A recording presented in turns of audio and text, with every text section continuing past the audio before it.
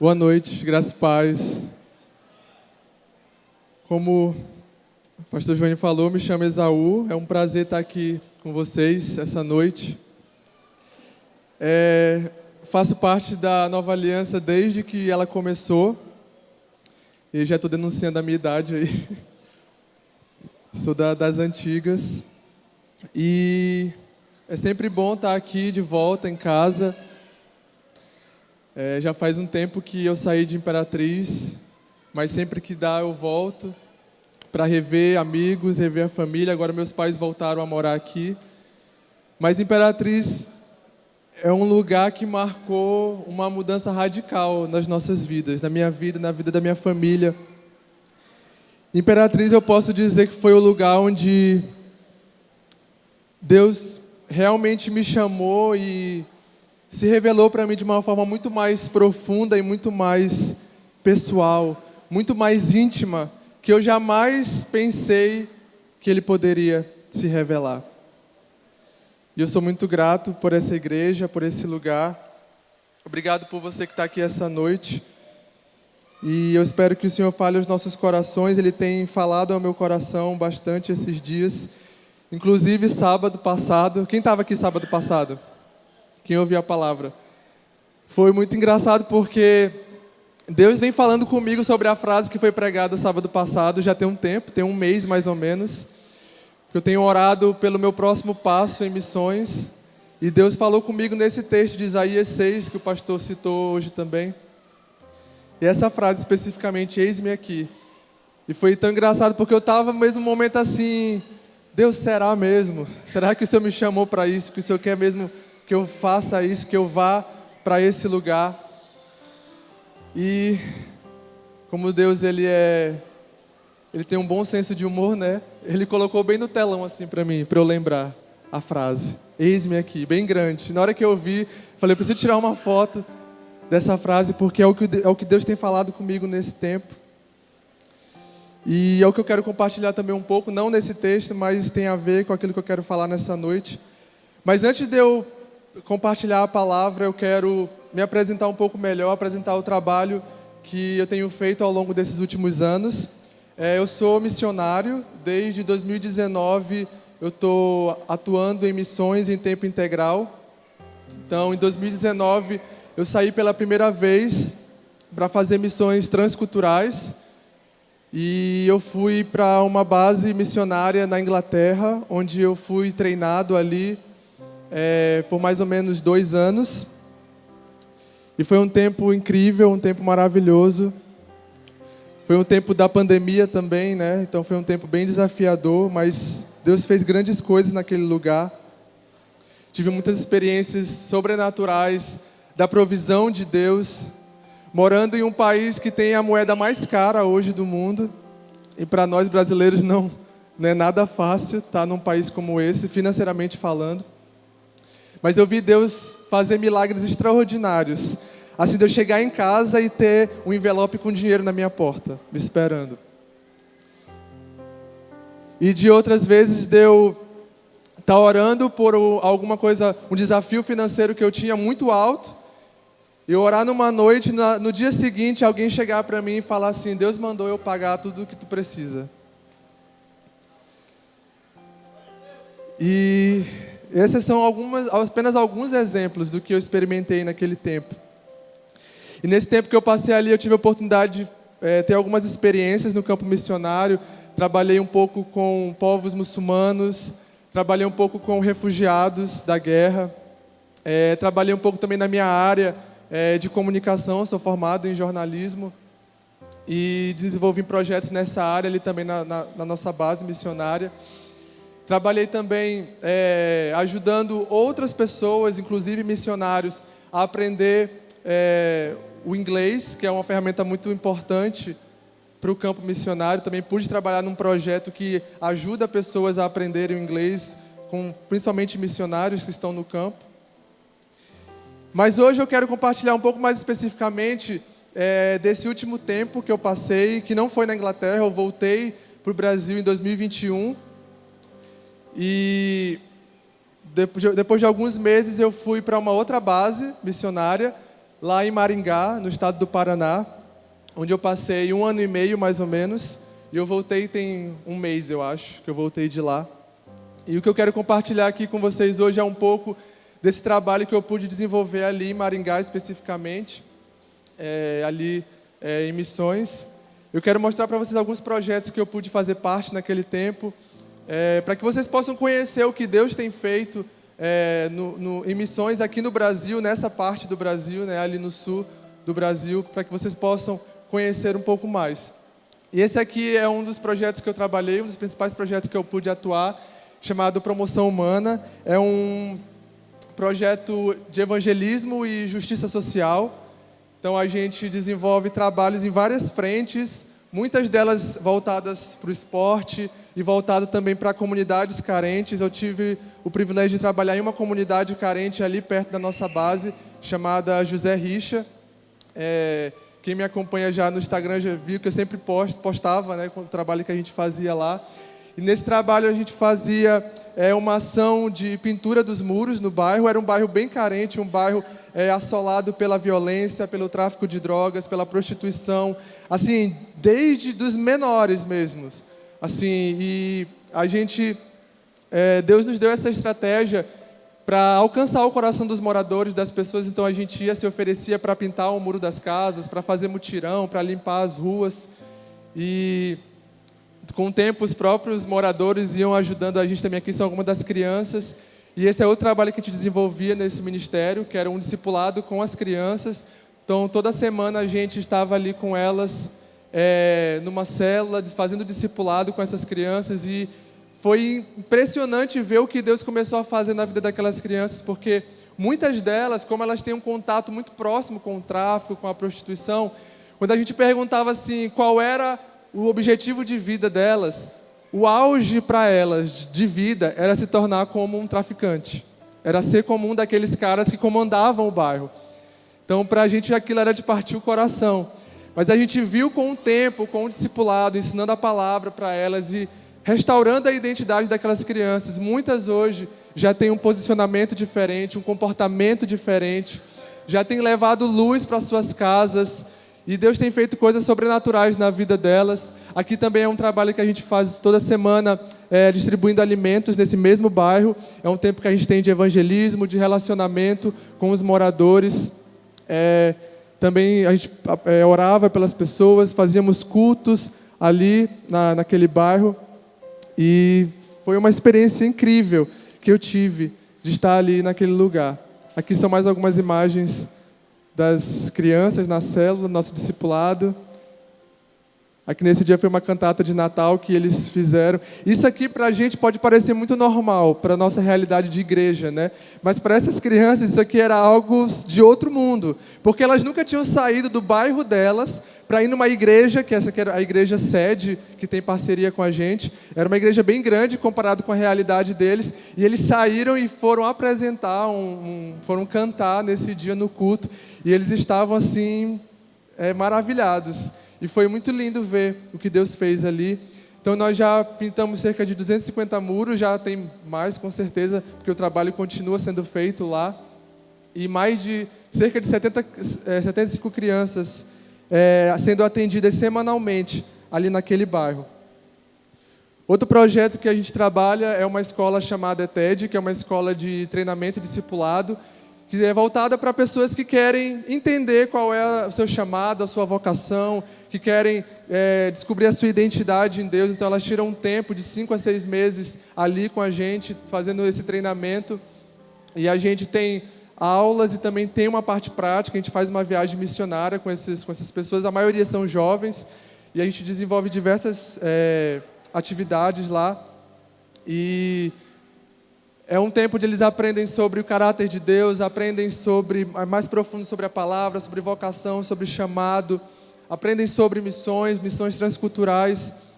Então, esse é um dos trabalhos que a gente desenvolve ali também, treinando jovens, capacitando e discipulando outros jovens. Alguns vêm para atuar em missões, também outros descobrem que têm chamados para outras áreas de influência, mas o nosso papel ali é ajudar eles a encontrar essa direção em Deus. Aqui é um pouco da viagem que a gente fez, uma viagem missionária que a gente fez numa região do interior de Santa Catarina, chamada Vale Europeu. A gente fez um trabalho fantástico ali, visitando escolas, e a gente apresentava teatros, danças, falando sobre abuso sexual, drogas, violência. E a gente viu Deus tocar na vida de crianças, adolescentes e jovens que passavam por essas situações e nunca tinham tido coragem de se abrir com ninguém, de buscar ajuda. E por causa dessa intervenção, eles nos procuravam para compartilhar, para pedir socorro também. Fizemos trabalhos com a igreja também nessa mesma região ali de Santa Catarina. Pode ir passando, por favor. Visitas em lares, famílias que estavam afastadas, nós fomos ali para dar uma palavra, para ouvi-los também. Visitamos aqui uma casa de acolhimento para crianças vulneráveis, né? Crianças órfãos. Aqui mais escolas também, por onde nós passamos. Um testemunho que eu gosto sempre de contar é que uma dessas escolas que nós passamos, teve um dia que a gente trabalhou especificamente com os professores. E a gente teve uma manhã e uma tarde muito legal com eles, fizemos várias brincadeiras, compartilhamos a palavra com eles. E no final daquele dia, uma das professoras, eu fui conversar com ela, estava ali trocando uma ideia, e ela falou para mim que estava afastada da igreja, né? Ela já tinha sido cristã, mas estava afastada. E ela falou assim, muito emocionada, né? Chorando, falou assim, eu nunca imaginei que Deus ia me encontrar no meu local de trabalho. Eu nunca imaginei encontrar Deus numa escola. E Deus me encontrou aqui hoje. E aquilo me marcou muito, porque esse é o coração de Deus. Deus está muito além dessas quatro paredes. Deus está lá fora. Porque Deus está dentro de nós. E onde nós estivermos, Ele vai estar também. E eu podia ali orar, encorajar aquela professora. E Deus tem feito isso em muitos lugares. Por onde missionários têm passado, pessoas têm se levantado para ser testemunhas do Evangelho, do Reino de Deus. Ele tem encontrado essas pessoas. Amém? Pode passar um pouco mais. Aqui é um evento que a gente participa todos os anos. Não sei se você já ouviu falar na festa do Peão de Barretos. Alguém já ouviu falar aqui? É uma festa muito, muito grande, muito famosa, acontece todos os anos. Inclusive aconteceu agora recentemente, acabou tem poucos dias. E esse foi ano passado que eu participei, foram cerca de 300 missionários que passaram ali pela festa, de diferentes bases missionárias. E a gente se divide entre servir no evento e evangelizar.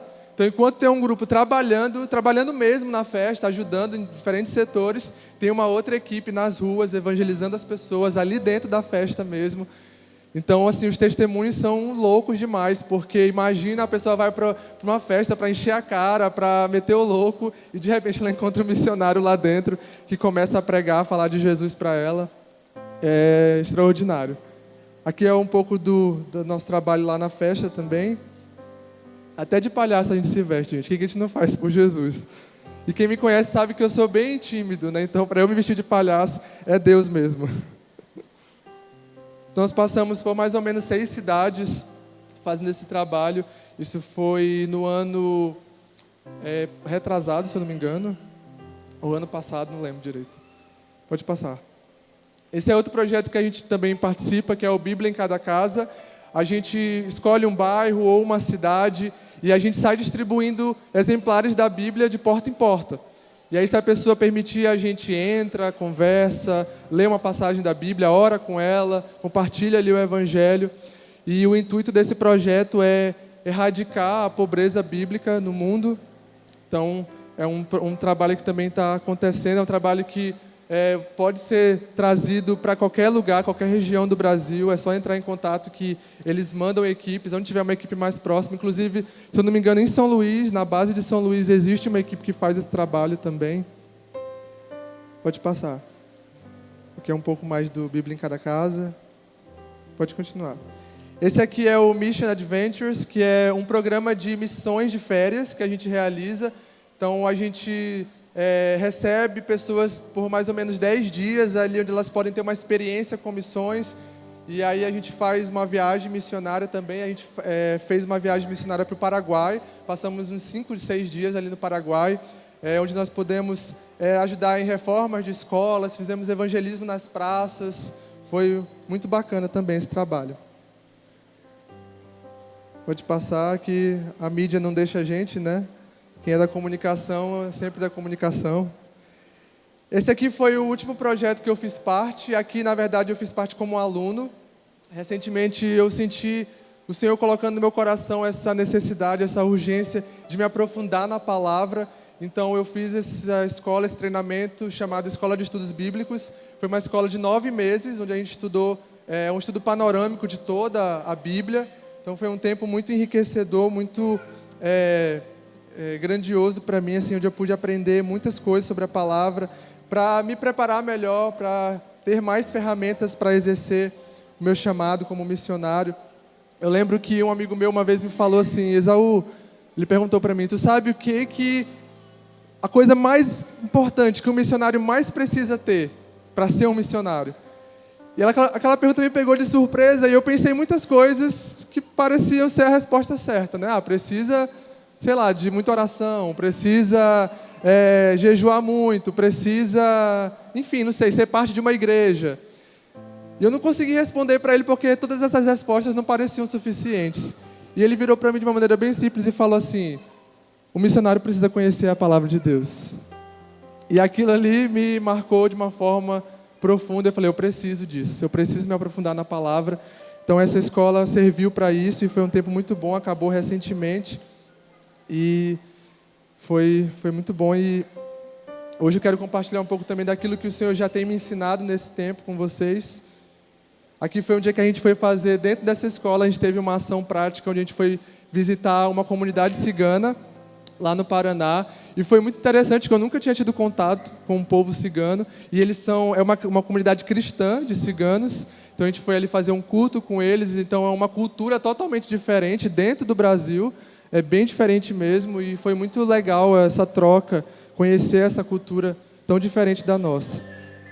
Aqui são alguns deles. Pode passar. Então esse foi alguns dos projetos que eu pude fazer parte nesse tempo. Eu encerrei agora essa estação ali em Maringá e estou me preparando agora para dar um próximo passo em missões. Na verdade, desde que eu voltei para o Brasil em 2021, que eu voltei da Inglaterra, o Senhor tem colocado no meu coração o desejo de retornar para aquela nação, para aquele país. E acredite, eu já questionei várias vezes Deus. Falei, Deus, tem certeza? Não tem um lugar mais perto, um lugar mais fácil, mais barato para eu ir? Mas Deus tem confirmado constantemente que Ele precisa de pessoas ali. E eu sempre me perguntei, Deus, mas por que Europa? Por que Inglaterra? Não precisa de missionário aqui no Brasil?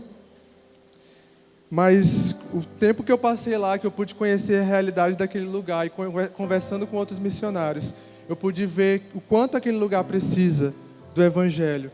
Um lugar que já foi berço, né? Que já foi berço de avivamentos, mas que hoje tem se esfriado de uma maneira desastrosa. E eu lembro que conversando com uma missionária que está lá há mais de 15 anos, perguntando assim, por que precisa de missionários aqui? E ela me disse, Esaú, hoje a maioria das igrejas da Inglaterra, as igrejas mais tradicionais, tem se fechado, porque não tem jovens, não tem uma nova geração. As igrejas são formadas por pessoas mais velhas, então quando elas vão morrendo, as igrejas vão morrendo junto, vão fechando. Porque os jovens não querem saber da igreja, os jovens não querem saber do cristianismo, do evangelho. E eu sinto queimar no meu coração nesse tempo para trabalhar com jovens, para trabalhar com o discipulado.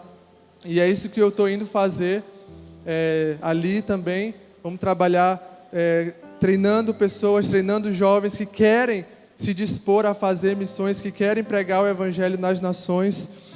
E ainda não tenho data certa para ir, mas estou orando aqui para até o final do ano, ou no máximo até o começo do ano que vem, eu já esteja voltando, partindo para lá. E eu quero deixar aqui o convite, caso alguém deseje se envolver com missões de alguma forma, se você ainda não adotou um missionário, fique à vontade, quiser conversar depois, saber mais, perguntar mais, você pode me procurar, pode entrar em contato. Os custos para essa viagem não são baixos, são altos. O custo para eu me manter também ali no país também não são baixos. Então, eu tenho orado para que o Senhor levante pessoas mesmo comprometidas, que desejem investir em missões, que desejem me apoiar nesse tempo. E não só financeiramente, mas uma coisa que Deus trouxe ao meu coração essa semana é que eu preciso também de pessoas que caminhem comigo, orando, intercedendo, sendo parceiros mesmo de missões. Ainda que, Esaú, eu não posso ofertar, eu não posso contribuir, mas eu quero orar pela tua vida, eu quero orar por missões, eu quero me envolver, eu quero fazer parte, eu quero saber o que está acontecendo no Brasil e no mundo, o que Deus tem feito.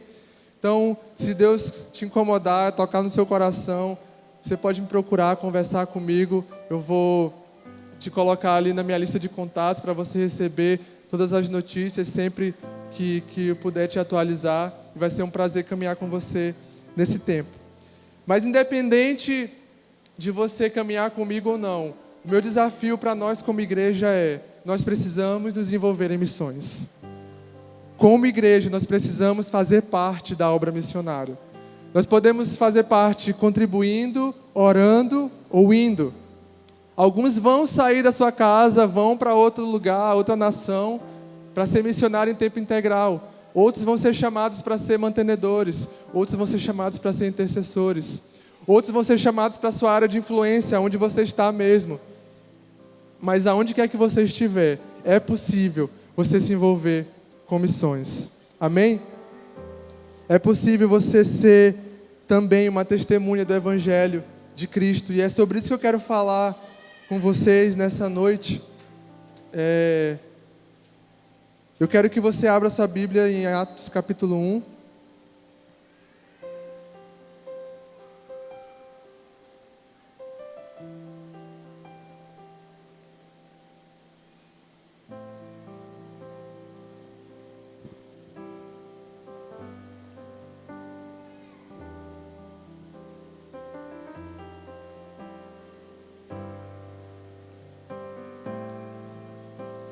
Atos capítulo 1, quem achou diz amém. Ixi, pouquinho a gente, hein? Quem achou diz amém aí. Amém. Eu gosto que as pessoas respondam, que é para saber que elas estão aqui. Tá bom? Se você puder. Eu quero orar com você antes da gente começar. Feche seus olhos. Espírito Santo de Deus, muito obrigado. Obrigado pelo que o Senhor tem feito e como o Senhor tem se movido em toda a terra. Obrigado pelo que o Senhor tem feito em missões e através de missões.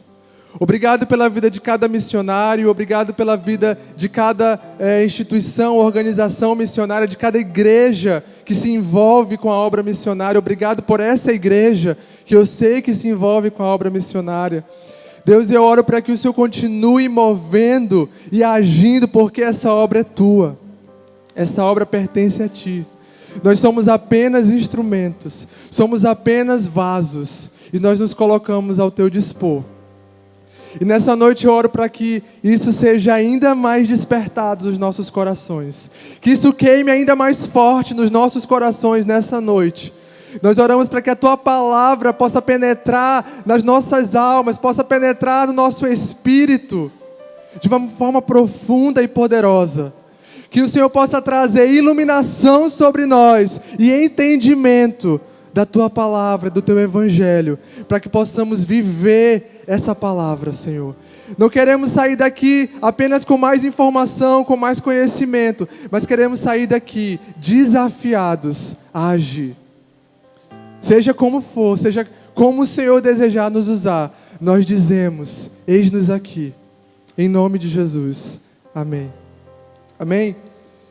Quero ler com você Atos capítulo 1, do versículo 1 até o 8. É um texto bem conhecido, provavelmente muitos aqui já leram, já conhecem. E eu quero caminhar com você nessa passagem. Vamos ler junto, Atos 1. Diz assim: em meu primeiro livro relatei a você, Teófilo, tudo o que Jesus começou a fazer e a ensinar, até o dia em que foi levado para o céu, depois de dar a seus apóstolos escolhidos mais instruções por meio do Espírito Santo. Durante os 40 dias após seu sofrimento e morte, Jesus apareceu aos apóstolos diversas vezes. Ele lhes apresentou muitas provas claras de que estava vivo e lhes falou do reino de Deus. Certa ocasião, enquanto comia com eles, deu-lhes a seguinte ordem: não saiam de Jerusalém até o Pai enviar a promessa, conforme eu lhes disse antes. João batizou com água, mas dentro de poucos dias vocês serão batizados com o Espírito Santo. Então os que estavam com Jesus lhe perguntaram: Senhor, será esse o momento em que restaurará o reino a Israel? E ele respondeu: o Pai já determinou o tempo e a ocasião para que isso aconteça, e não cabe a vocês saber. Vocês receberão poder quando o Espírito Santo descer sobre vocês, e serão minhas testemunhas em toda parte, em Jerusalém, em toda a Judéia, em Samaria e nos lugares mais distantes da terra. Amém?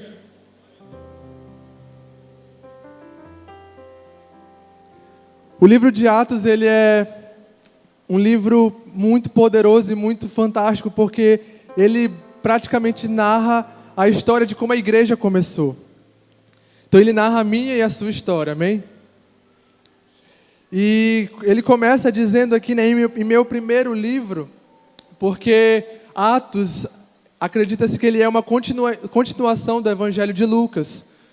Então, antes, eles eram um livro só, Lucas e Atos, com 2 partes. Então, Atos é a continuação do que Lucas escreveu em seu Evangelho. Todo o relato que ele escreveu sobre o ministério de Jesus. E ele começa dizendo: em meu primeiro livro, relatei tudo que Jesus começou a fazer e a ensinar. E isso aqui fala muito comigo, porque ele destaca, ele dá ênfase quando ele fala tudo aquilo que Jesus começou a fazer e a ensinar. Jesus, ele não só ensinou, ele não só falou, ele não só pregou, ele fez, ele agiu, ele foi, ele andou, ele conversou com as pessoas, ele gastou tempo com aqueles que ninguém queria gastar tempo, ele amou, ele perdoou, ele curou, expulsou demônios. Abre comigo lá em Mateus 7, 28 e 29, para você ver o quão diferente Jesus era. Mateus 7 fala: quando Jesus acabou de dizer essas coisas, a multidão ficou maravilhada com seu ensino, pois ele ensinava com verdadeira autoridade, diferentemente dos mestres da lei. Os mestres da lei, os fariseus, eles eram aqueles que só falavam, mas não faziam. É aquela famosa frase, né? Faça o que eu mando, mas não faça o que eu faço. Porque a vida deles estava toda errada, mas eles queriam ensinar todo mundo como eles deveriam viver, como eles deveriam caminhar. E Jesus era diferente, porque ele não só ensinava, mas ele ensinava com autoridade. A autoridade de alguém que vivia o que falava. Alguém que agia, que vivia a palavra na prática. Ele era a própria palavra, o verbo vivo, caminhando entre nós. E nós somos chamados hoje para dar continuidade àquilo que Jesus fez. Aqui Lucas está introduzindo essa segunda parte do seu livro, porque ele vai mostrar como Jesus deixou essa incumbência para os seus discípulos, para os seus apóstolos. Então aquilo que Jesus começou a fazer e a ensinar, agora seria a tarefa dos apóstolos, dos discípulos, em dar continuidade. Aquilo que Jesus fez e ensinou, vocês vão fazer e ensinar para outros. Como Jesus falou lá em Mateus 28, as últimas palavras dele, a grande comissão. Pode colocar aqui para a gente ler, Mateus 28, do 16 ao 20. Então os 11 discípulos partiram para a Galileia e foram ao monte que Jesus havia indicado. Quando o viram, o adoraram. Alguns deles, porém, duvidaram. Jesus se aproximou deles e disse: toda a autoridade no céu e na terra me foi dada.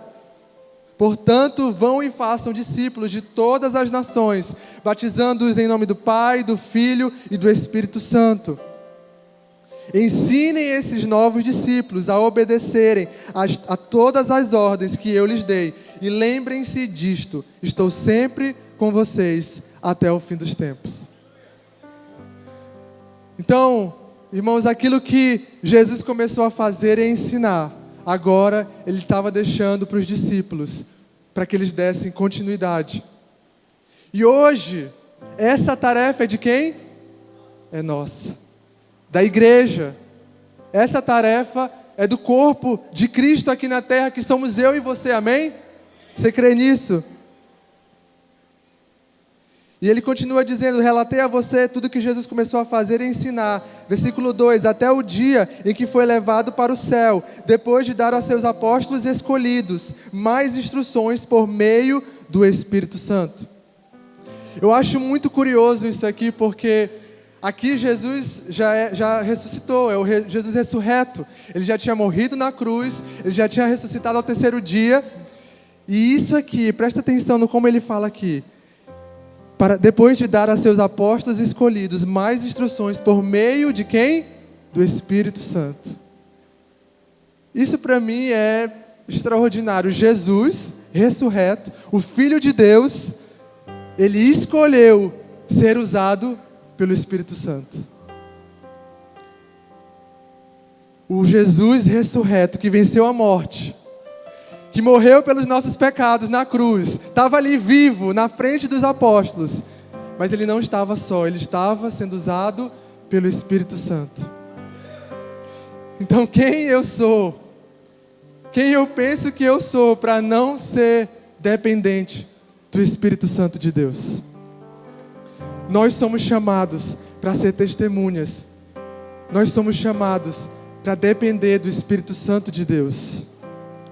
Se até Jesus ressurreto caminhou com o Espírito Santo, eles eram um com o Pai, os três eram três em um só. Nós precisamos ser um com Ele, precisamos ser um com o Espírito, um com o Pai, um com o Filho. Nós somos chamados para testemunhar, para pregar o Evangelho, mas nós não vamos sozinhos nessa missão. Quando Deus me chamou, Ele não me chamou para caminhar sozinho. Ele não chamou nenhum missionário para caminhar sozinho. Ele nos chamou para caminhar na dependência do Espírito Santo de Deus.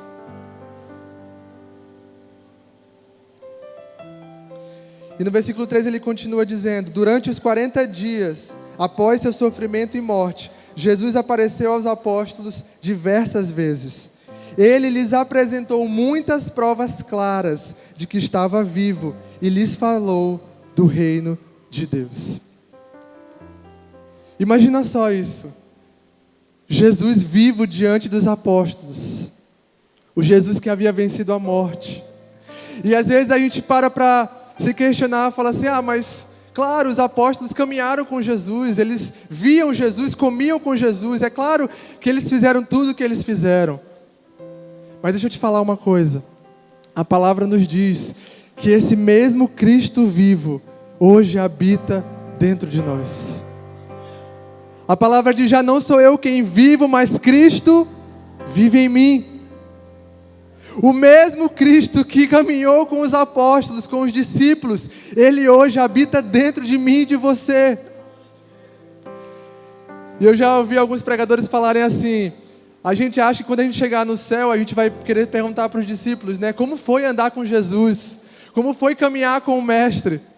Mas na verdade, é possível que os discípulos se virem para nós e perguntem, como é ter o Cristo morando dentro de você?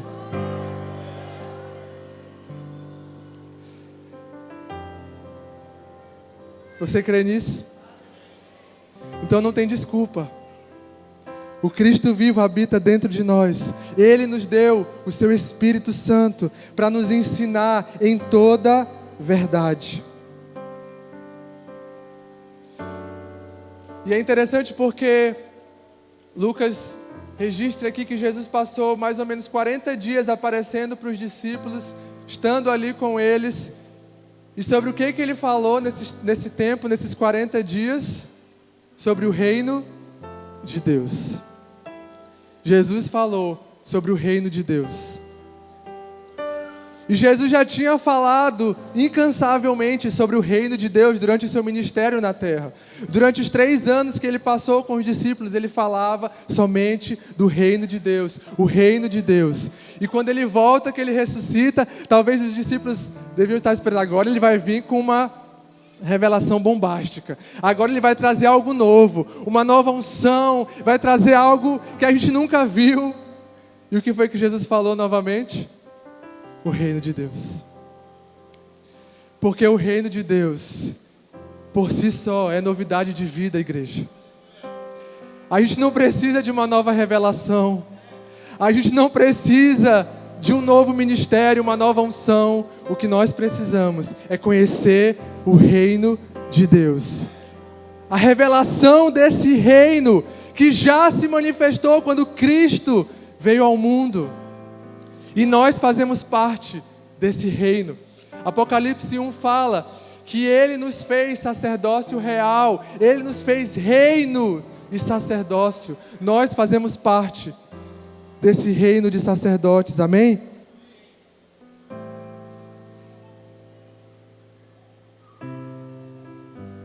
E esse tempo que Jesus passou com os discípulos, não só esses 40 dias que ele ficou aparecendo para os discípulos, mas todo o seu ministério. Esses caras foram as últimas testemunhas oculares de Jesus aqui na terra. As últimas pessoas a verem Jesus em carne e osso. E eles receberam uma missão muito importante, porque alguns desses homens foram responsáveis por registrar aquilo que Jesus fez. E nós temos isso hoje à nossa disposição na Bíblia, na Palavra de Deus. Grande parte do Novo Testamento foi escrita por esses homens de Deus, esses apóstolos, que viram Jesus, que caminharam com Ele. Até Paulo, que não caminhou com Jesus durante os 3 anos do seu ministério, mas o próprio Jesus se revelou a ele depois e o chamou para ser apóstolo. E Paulo escreveu boa parte do Novo Testamento. Então, eu quero te dizer que nós somos chamados para depender do Espírito. E nós também fomos chamados para conhecer as Escrituras Sagradas. Aquilo que Jesus deixou como ensinamento para esses homens, e que eles, inspirados por Deus, registraram, para que eu e você pudéssemos conhecer. Para que eu e você pudéssemos ter acesso a essas verdades, a essa revelação. E nós temos aqui, na palma das nossas mãos. Se nós queremos ser testemunhas do reino de Deus, testemunhas do Evangelho de Cristo, nós precisamos conhecer as Escrituras. Precisamos confiar no que elas nos dizem, porque Lucas disse aqui que Jesus apresentou diversas provas claras de que Ele estava vivo. Então o que esses homens registraram não foi coisas que eles inventaram da cabeça deles, foi coisas que eles ouviram do próprio Jesus. E hoje, infelizmente, o mundo tem atacado a palavra. O mundo tem atacado a verdade das Escrituras. O liberalismo teológico tem trazido dúvidas sobre os cristãos de que, talvez não foi bem assim, talvez o Mar Vermelho não se abriu por um milagre, talvez foi só um fenômeno natural. Nós precisamos voltar para a verdade das Escrituras. Porque como nós vamos testemunhar daquilo que nós não conhecemos? E como igreja nós temos urgência de conhecer a palavra. Às vezes a gente acha que parece tão óbvio, mas não é, infelizmente. Muitos de nós ainda não têm mergulhado para conhecer a palavra como nós deveríamos. Nesses 9 meses que eu passei estudando, eu descobri o quanto que eu ainda não sabia, pastor. O quanto que eu ainda precisava aprender. E parece que quanto mais a gente busca, mais a gente estuda, tenta conhecer, mais tem coisa para a gente descobrir. Porque a palavra de Deus ela é inesgotável. A gente nunca vai conseguir entender tudo que tem aqui, porque são tesouros inesgotáveis. Mas nós precisamos ir atrás deles. Precisamos cavar, precisamos conhecer, ter fome e sede dessa palavra, porque ela foi deixada, ela foi escrita por homens que caminharam com Jesus, homens que testemunharam do ministério dele, homens que tiveram provas do Cristo ressurreto. E ele continua dizendo no versículo 4: certa ocasião, enquanto comia com eles, deu-lhes a seguinte ordem: não saiam de Jerusalém até o Pai enviar a promessa, conforme eu lhes disse antes. João batizou com água, mas dentro de poucos dias vocês serão batizados com o Espírito Santo. E aqui é outro ponto do texto que me deixa assim, encucado, assim, que eu fico assim, como que Jesus é assim, cara? Como que Jesus pode ser assim? Sabe por quê? Porque eu acho que qualquer um de nós hoje, eu posso estar errado se você pensa diferente, mas acho que eu pensaria assim: se Jesus viesse, se Jesus ressurreto viesse e marcasse um encontro com os discípulos, com a igreja, eu acho que a primeira coisa que eu ia fazer era organizar uma conferência, pastor. A conferência do Cristo que ressuscitou e precisa juntar todo mundo, precisa da melhor equipe de louvor, os melhores pregadores para pregar depois de Jesus. Se bem que vai ser difícil, né? Depois de Jesus ninguém vai querer pregar. As melhores cadeiras, o melhor ambiente, tudo que tiver de melhor. E tudo bem, a nossa intenção é agradar a Deus e fazer o melhor. Mas o que me deixa impactado com Jesus é que Ele não fez isso. Ele não fez um grande evento e chamou todo mundo, reuniu toda a galera, e eu preciso, vamos lá galera, chama todo mundo, porque todo mundo tem que saber, todo mundo tem que ver que eu ressuscitei. Não, Jesus sentado numa mesa, comendo com os discípulos, deixa uma das últimas ordenanças: não saiam até que se cumpra a promessa. E isso me fala da simplicidade do Evangelho que nós somos chamados para testemunhar. É mais simples do que a gente pensa. A gente complica demais as coisas. Às vezes a gente acha que eu só posso evangelizar se eu levar fulano para a igreja, ou se eu levar ele para o correndo na contramão. Nem sei se ainda existe correndo na contramão, existe, né?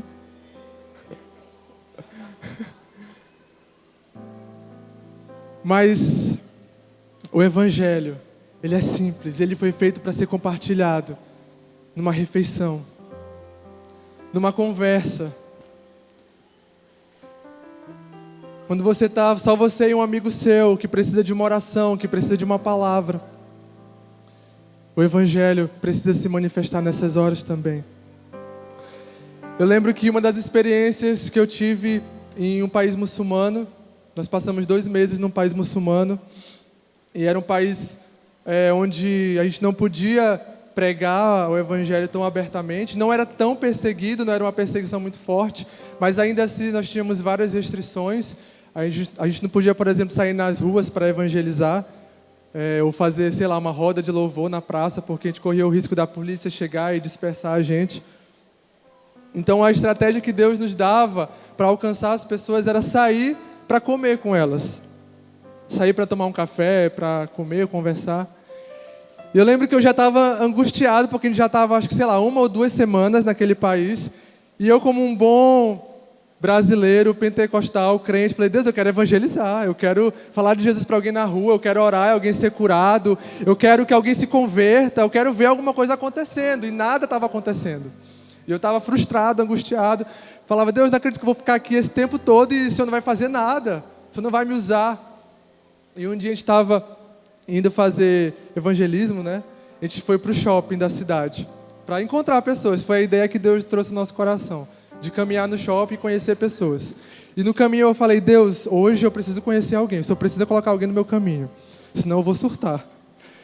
E nesse dia, eu estava procurando alguma coisa que eu queria comprar também, e aí conheci um rapaz num quiosque do produto que eu estava procurando, e aí comecei a conversar, ele começou a me mostrar o produto, aí ele descobriu que a gente era estrangeiro, que era brasileiro, aí já vamos tirar foto, aí pega o Instagram, não sei o que, eles são muito calorosos ali naquele país, lembram muito o brasileiro.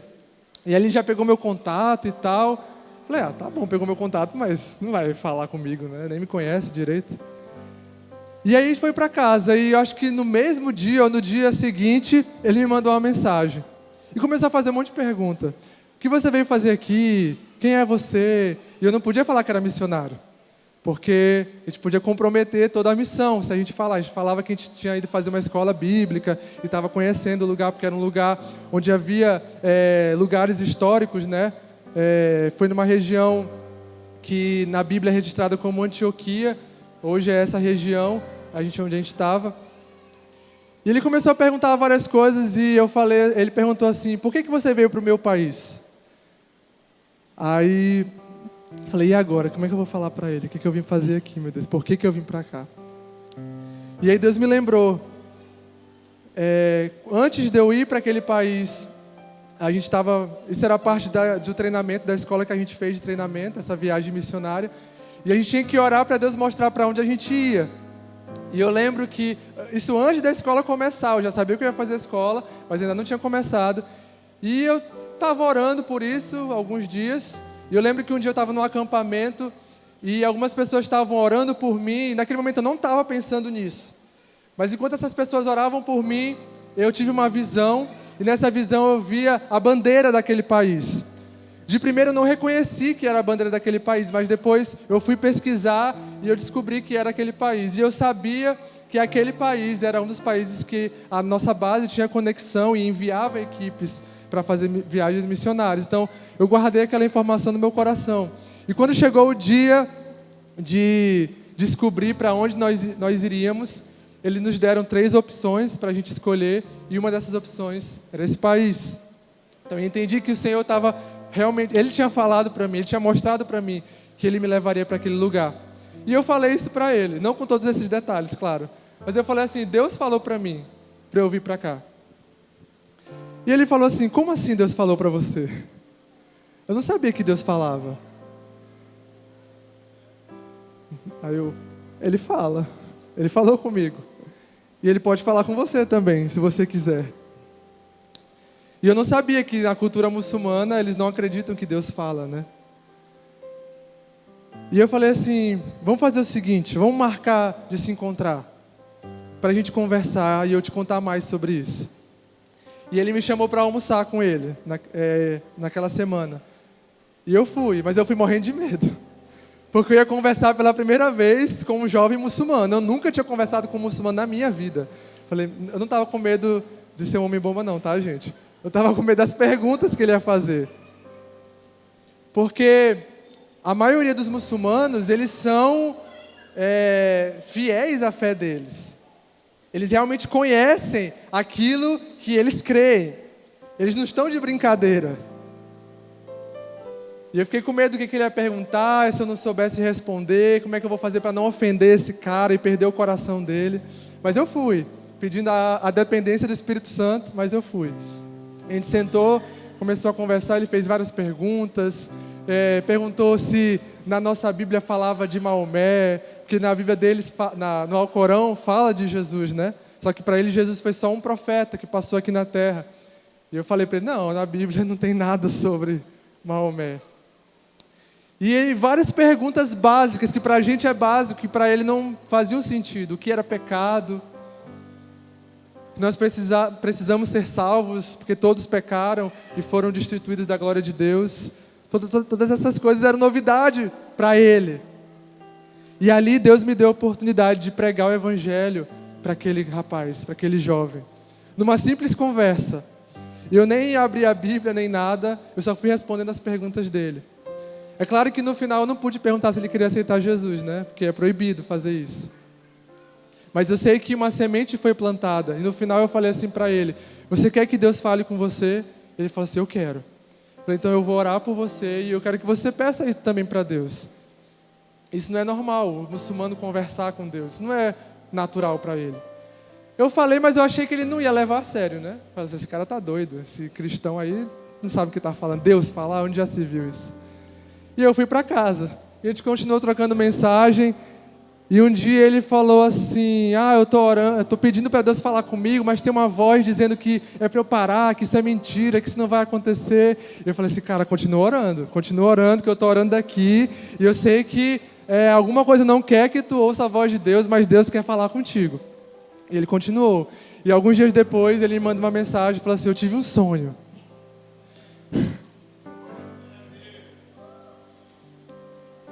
E ele falou assim, nesse sonho, a gente marcava de se encontrar de novo, para conversar. Eu falei assim, agora. Se não for Deus, eu não sei quem é, não. Eu falei para ele, eu tenho convicção de que isso é Deus falando contigo. Esse sonho foi Deus que falou contigo. E a gente vai fazer isso acontecer. E a gente foi, a gente se encontrou mais uma vez. E naquele dia eu já estava menos nervoso. Eu sabia que já tinha conquistado o coração dele. E ali eu comecei a falar mais coisas, falei sobre Jesus. E falei coisas até que eu não sabia que para eles era algo impossível, porque o islamismo não crê que Deus tem filhos. Então eu falei assim para ele, Jesus é o Filho de Deus, segundo a nossa crença, a nossa fé e tal. E eu falando de boa, assim, como se fosse a coisa mais natural do mundo, né? Porque pra gente é normal, Jesus é o Filho de Deus, que veio ao mundo para morrer pelos nossos pecados. E ele não esboçava nenhuma reação. Depois da conversa, que vieram me falar que os muçulmanos não acreditam que Deus tem filho. Então, assim, ele que lute, né? Agora para se entender e se virar, para entender o que Deus tem um filho e como assim. E no final daquela conversa, depois que eu falei de Jesus, falei do plano da salvação para aquele homem, eu perguntei se eu podia orar por ele. Eu não achei que ele ia deixar, mas ele deixou eu orar por ele. E no final, depois que eu orei por ele, quando ele estava se despedindo, eu abracei ele e ele falou assim, muito obrigado, eu nunca tinha tido um amigo como você. Eu não sei te dizer se aquele cara viu Jesus, se aquele cara vai se converter algum dia. Eu ainda troco mensagem com ele de vez em quando. Mas o evangelho foi pregado naquele dia. A mensagem foi compartilhada naquele dia, de uma maneira simples, uma conversa. E às vezes a gente se cobra porque a gente quer pregar e a gente... Deus, mas a pessoa não se converteu. Aquela pessoa não entregou a vida para ti, ela não aceitou Jesus. Ei, deixa eu te falar, esse trabalho não é teu. Esse trabalho não é meu. Porque a Bíblia diz que quem convence o homem do pecado, da justiça e do juízo é o Espírito Santo de Deus. Nós somos chamados para ser testemunhas. Nós somos chamados para pregar, mas quem convence é o Espírito Santo. Exalma, mas de que adianta eu pregar e ninguém se converter? Você não prega para as pessoas se converterem, você prega para a glória de Deus. Deus está sendo glorificado quando você prega o Evangelho. Se alguém vai ser salvo ou não, isso é problema dele. O seu papel, o meu papel, é pregar o Evangelho para que Deus seja glorificado. E não é aquela pessoa ser salva ou não que vai deixar Deus fazer Deus de ser glorificado ou não, porque Ele é o dono de toda a glória. Ele não precisa disso para receber glória. Então descansa teu coração. Então não vou mais pregar. Calma. Você foi chamado para ser testemunha. Quer ouçam, quer não. Se você ler os profetas do Antigo Testamento, a maioria das pessoas não deram ouvidos à pregação deles. A maioria das pessoas não se arrependeu. Mas nem por isso eles pararam de anunciar a mensagem. Não pare de anunciar a mensagem do Evangelho. Não pare de pregar o reino de Deus. Quer ouçam, quer não. Você foi chamado, nós fomos chamados para sermos testemunhas. Amém? E ele continua no versículo 6. Então os que estavam com Jesus lhe perguntaram, Senhor, será esse o momento em que restaurará o reino a Israel? E ele respondeu, o Pai já determinou o tempo e a ocasião para que isso aconteça. E não cabe a vocês saber. Depois de tudo que Jesus fez, tudo que ele ensinou, a preocupação dos discípulos ainda era um reino físico, um reino material. Porque os judeus aguardavam um Messias que ia libertar eles politicamente, que ia libertar eles da opressão de Roma. Mas Jesus estava dizendo assim, ei, vocês não entenderam, o meu reino não é desse mundo. O meu reino não é físico. O meu reino já está entre vocês. Ele já se manifestou. Vocês precisam parar para ver.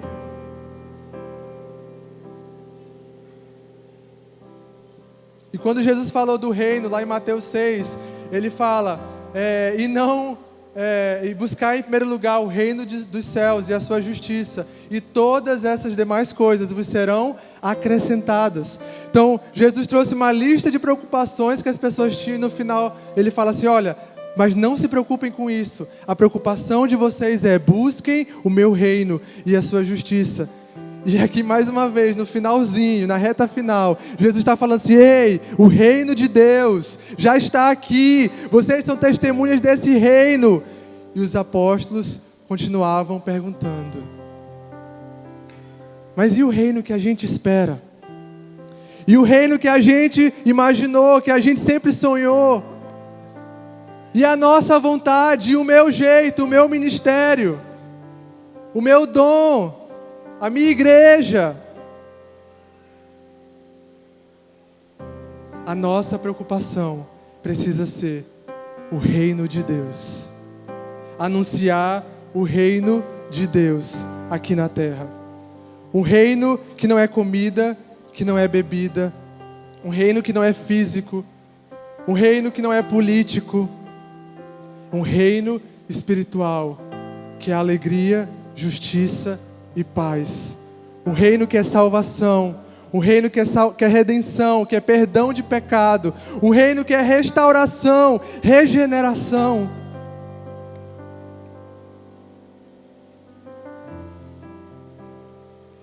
E aqui Jesus vai falar, terminando no versículo 8, qual tem que ser a missão desses apóstolos, qual tem que ser a preocupação deles. Não é quando o reino físico vai se manifestar. A preocupação deles deveria ser o que ele diz no versículo 8. Vocês receberão poder quando o Espírito Santo descer sobre vocês e serão minhas testemunhas. O que eu acho interessante nisso que Jesus fala é que não parece ser uma opção. Você vai receber o poder do Espírito Santo e se você quiser, você vai se tornar uma testemunha. Para mim parece muito mais uma consequência natural de quando nós somos cheios do Espírito Santo. Quando eu sou cheio do Espírito Santo, naturalmente eu serei uma testemunha de Cristo. Não sou eu que escolho, porque Ele nos escolheu primeiro.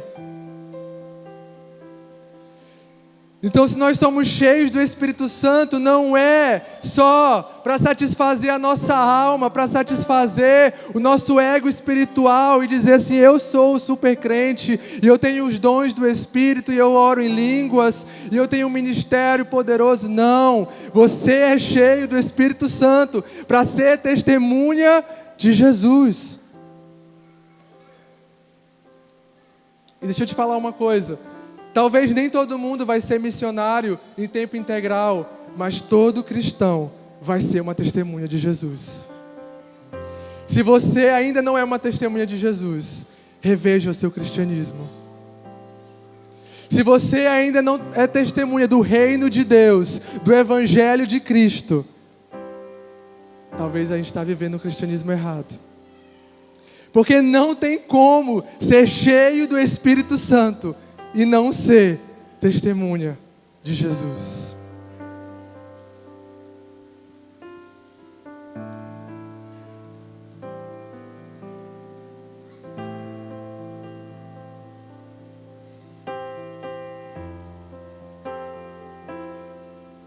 E sabe qual é a diferença desse acontecimento, desse episódio que Jesus está aqui com os discípulos, para o tempo que nós vivemos hoje? É que nesse tempo, aqui ainda nesse primeiro capítulo de Atos, os discípulos ainda estavam aguardando a promessa. Jesus falou o quê? Não saiam antes que se cumpra a promessa. E qual era a promessa? Vocês serão batizados com o Espírito Santo. Vocês serão cheios de poder pelo Espírito Santo. E por isso, Jesus falou assim, não saiam ainda. Talvez os discípulos estavam assim já agoniados. Eu quero ir, eu quero pregar, eu quero falar do reino, eu quero fazer o que Jesus fez, os milagres. Mas Jesus falou assim, não, espera. Porque vocês não podem ir na força de vocês precisam do Espírito Santo. E sabe qual é a diferença hoje? É que essa promessa hoje, ela já se cumpriu. Essa promessa já se cumpriu, igreja. O Espírito Santo já veio sobre a igreja. No capítulo seguinte, Atos 2, em Pentecostes, o Espírito Santo desceu sobre os discípulos e sobre a igreja. E milhares se converteram naquele mesmo dia. Porque quem faz é o Espírito Santo, não somos nós. Nós só somos os instrumentos, os vasos nas mãos dele. Só que hoje, muitos de nós têm se comportado ainda como se a promessa não tivesse se cumprido, porque está sentado esperando para sair do nosso lugar. Não, eu estou esperando ser cheio do Espírito Santo. Eu estou esperando eu saber mais. Eu estou esperando não sei quantos cursos eu preciso para pregar o Evangelho. Cara, a promessa já se cumpriu. O Espírito Santo já veio. Não é mais tempo de esperar sentado no banco das nossas igrejas. É tempo de sair. É tempo de ir, igreja. Nós já temos tudo o que nós precisamos. O Espírito Santo já veio. E nós já recebemos o poder necessário para sermos testemunhas de Jesus e do seu reino aqui na terra. Amém? Você crê nisso? Você foi chamado, nós fomos chamados para sermos testemunhas, para sermos dependentes do Espírito Santo, para conhecermos as Escrituras Sagradas. Fomos chamados para compartilhar o Evangelho em comunhão, na mesa, na simplicidade. Nós fomos chamados para um reino que não é desse mundo. Nós fomos chamados para sermos cheios do Espírito Santo. E eu quero te falar que o batismo do Espírito Santo, ser cheio do Espírito Santo, não é uma fantasia que você veste, não é um momento do seu dia ou da sua semana. Ser cheio, batizado do Espírito Santo, é um estilo de vida. É quem nós somos. Eu preciso ser cheio do Espírito Santo todos os dias, todas as horas do meu dia. Ah, mas tem dia que eu não estou me sentindo bem, tem dia que eu não quero fazer nada, não quero pregar, não quero trabalhar, não quero levantar. Então é aí que você precisa clamar por esse Espírito Santo que já habita dentro de você. E dizer, Senhor, eis-me aqui, eu já recebi, agora é tempo de ir. E alguns vão para as nações, alguns vão para outros lugares do Brasil, mas talvez Deus te chamou para pregar o Evangelho onde você trabalha, onde você está hoje, na sua profissão, na sua igreja local. Eu sei que muitos de nós sonham em fazer missões e ir para fora. Eu sonhava com isso por muito tempo, desde a minha adolescência. Mas desde que eu recebi a primeira palavra sobre missões, sobre ir para fora do Brasil, até isso realmente se cumprir, foram 10 anos de espera. E nesse tempo, Deus me colocou para servir a minha igreja, para servir a minha igreja local. Isso não é perda de tempo, eu quero te falar. Se você tem a oportunidade de servir a sua igreja, sirva a sua igreja. Ah, mas eu não sei fazer nada. Aprende. Tem criança para cuidar, tem a mídia para fazer, tem até ministério para receber as pessoas na porta. A gente não tem como ficar parado. Tem trabalho para você. Ah, mas ninguém me coloca, ninguém me chama. Para de dar desculpa, igreja. Você é cheio do Espírito Santo. Quem é cheio do Espírito Santo não pode ficar dando desculpa. Precisa ser testemunha. E você pode ser uma testemunha recebendo alguém ali na porta. Você pode ser uma testemunha no seu trabalho, na sua universidade, na sua escola.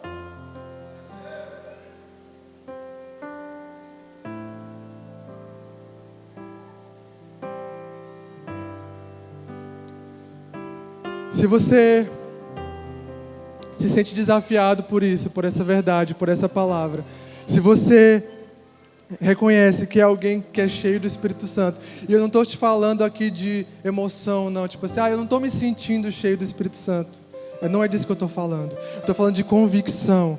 Falar assim, eu sou um crente salvo em Jesus, e eu tenho o Espírito Santo habitando dentro de mim, então eu sou cheio do Espírito Santo. Se você tem essa convicção, ou se você deseja ter essa convicção, eu quero que você fique de pé no seu lugar.